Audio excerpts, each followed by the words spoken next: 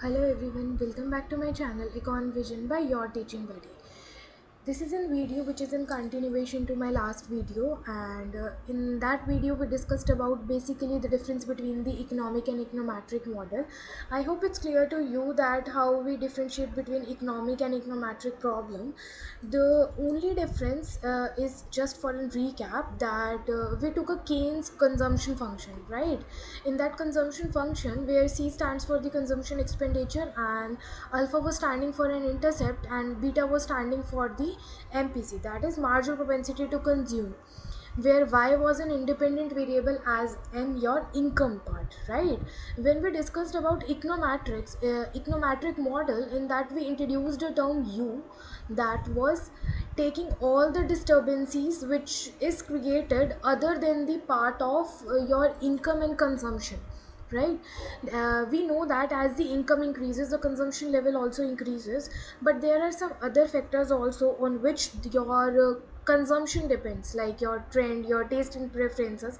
All those things are taken constant in micro concepts, but when we are talking about econometric models, we do take consider them like in the UI format. So today I'm going to discuss about how you're going to obtain the data.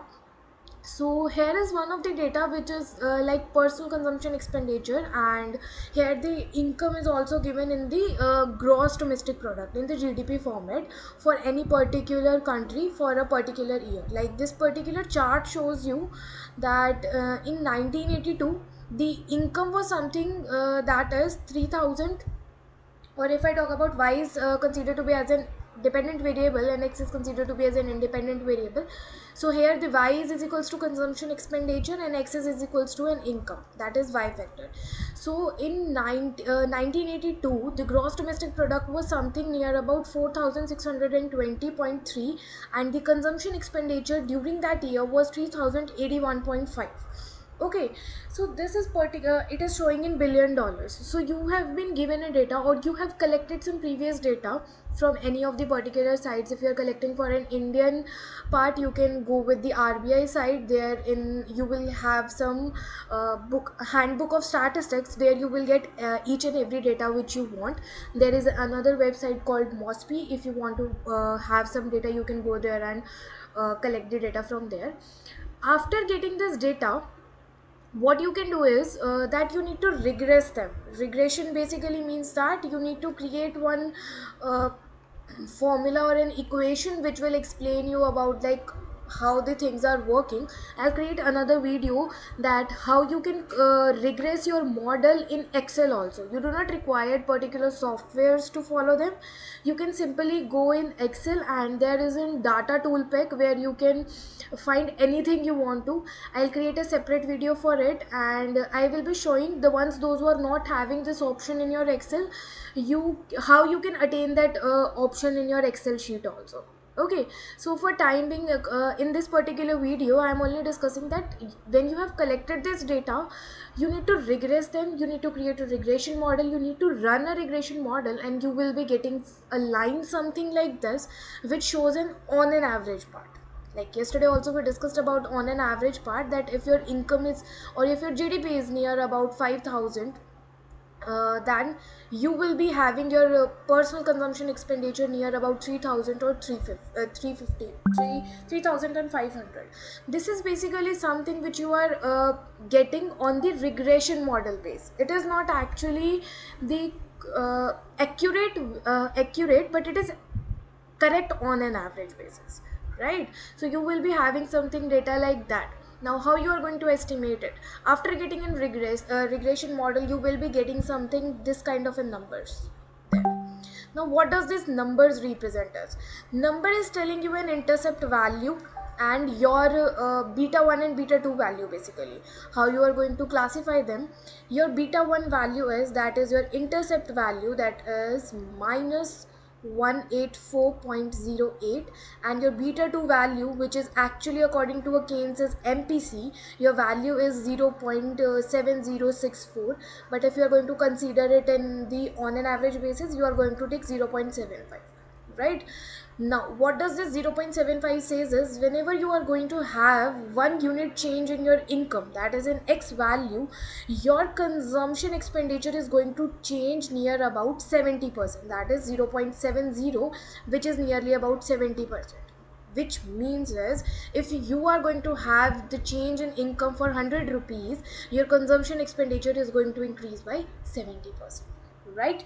Now what does this intercept value says is, whenever you are going to have your income as in 0 but you still consume, this particular value shows the negative value. But Keynes told us that there will be no negative value, you will be consuming something or the other thing and you will be having some positive intercept. But with the data, after an econometric model, we have come across with the negative value also. Now, it does not mean that the Keynes model was incorrect. Keynes model was correct, but the data which we have taken or which we have obtained gives us the negative intercept value. But here the model was correct because Keynes told that there is a positive relation between the income and your consumption part. So this is same as we have obtained the data also, and it is coming. This between positive sign shows this thing only, that there is a positive relationship between the income and your personal consumption expenditure. And I have told you about this particular beta 2 value also, which is considered to be as an MPC, marginal propensity to MP say, which is marginal propensity to consume, and it is 0.75. that shows you will have a change of 70% in your consumption expenditure with the increase of 1% change in your income part. I hope it's clear to everyone. If you're not clear with it, you can comment it down and ask your doubts. Now let's come back to the next point, that is hypothesis testing. Now how you are going to test your hypothesis? As we are aware about the Keynes product, that Keynes told us your MPC can never be equals to 0 and it can be equals to 1 also.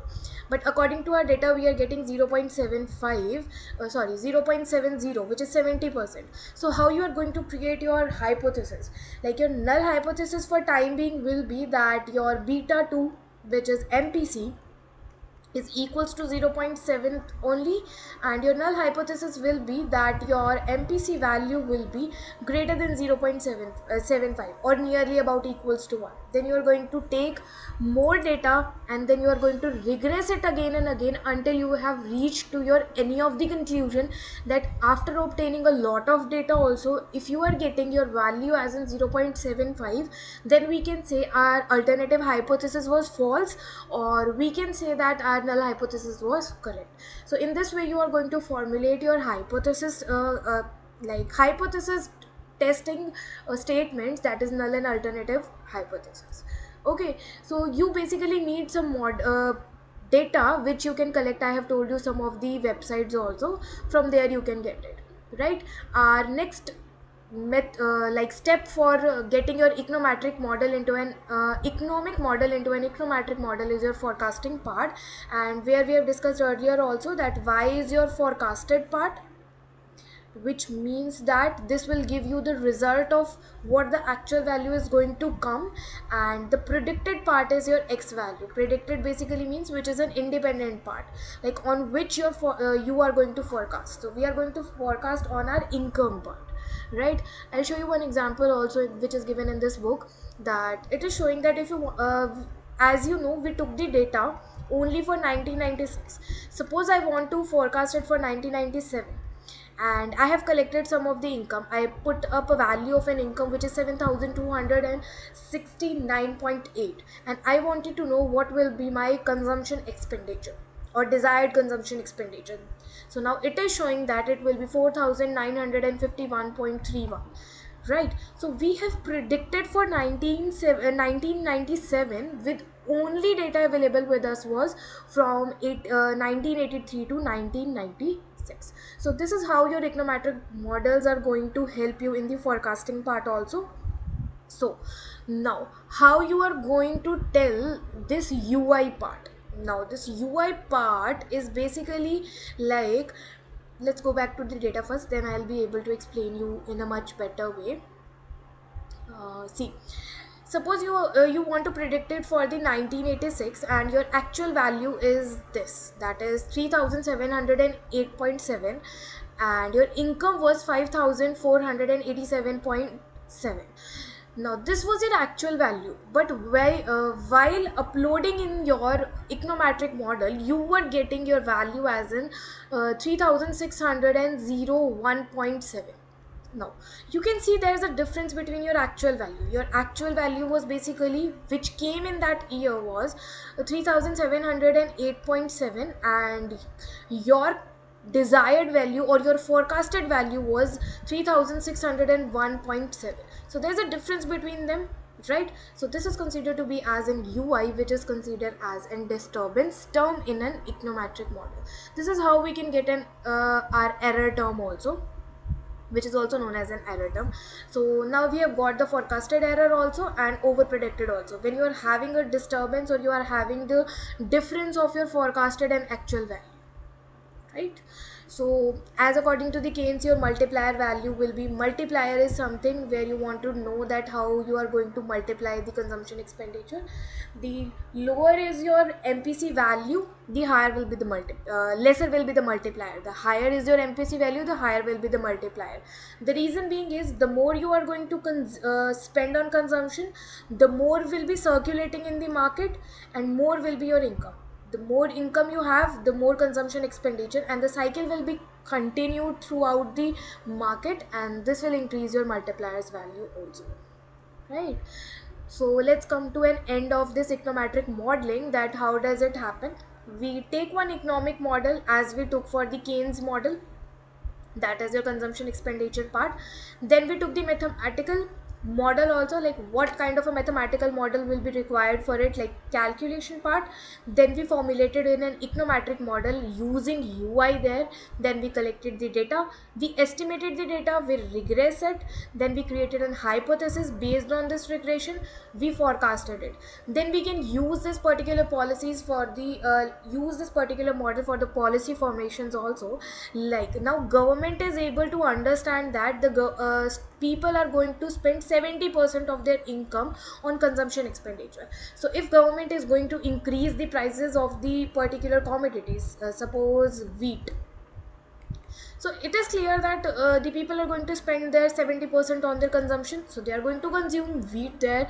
So the income of the consumer, like government, will increase. So there can be more policies also, like increasing in the price, increasing in the taxes, giving subsidies. So all those things are done in such a way where you take an economic theory and you end up at an policy formations. The purpose also depends. When you have a different purposes, you will be having a different model, different mathematical theories, and different kind of a data. It totally depends you want to work on the secondary data or primary data, right? This was all about Gujarati's first chapter, where you will be told about like what is economic model and what was your econometric model, how you're going to frame your economic to econometric model, what is the difference between them, what is hypothesis testing, how it helps us to control the policy purposes also, what is a forecasting method. So all this was about this thing, right?